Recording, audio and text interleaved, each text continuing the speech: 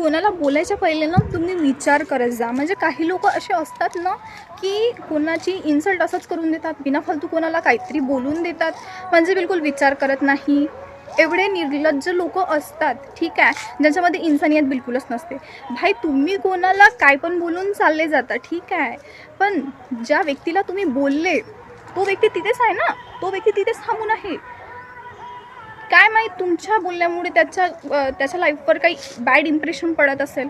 तुमच्यामुळे एखादी व्यक्ती तुमच्या काहीतरी असंच काहीतरी तुम्हाला वाटते की मी तर काही तेवढं हे नाही, असंच बोललो असंच काहीतरी, पण तुमच्या बोलण्यामुळे एखादी समोरचा व्यक्ती तो डिप्रेशनमध्ये सुद्धा जाऊ शकते.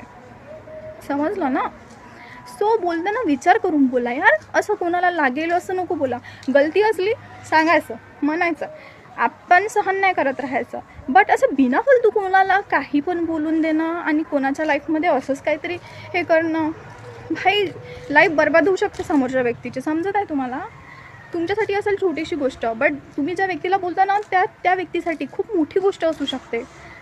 आणि आपल्यामुळे कोणाला तरी त्रास होत आहे, कोणाच्या तरी लाईफमध्ये एखादी म्हणजे काही दिवस म्हणा किंवा काही म्हणजे त्याची अर्धी लाईफ एकदम खराब त्याचे दिवस जात आहे. सो तुम्हाला वाईट वाटायला पाहिजे नाही यार. असे कसे तुम्ही म्हणजे कसे असे लोक राहतात नाही का? सो कोणाला बोलायच्या पहिले ना विचार करत जा प्लीज. कोणाची असंच कुठेतरी इन्सल्ट नको करून देत जा. आपण जेव्हा खूप आनंदात असतो ना तेव्हा पण डिसिजन नाही घ्यायचे, आणि खूप रागात असतो ना तेव्हा पण कोणाला काही बोलून नाही द्यायचं. एकच सोल्युशन आहे त्यासाठी, शांत राहायचं.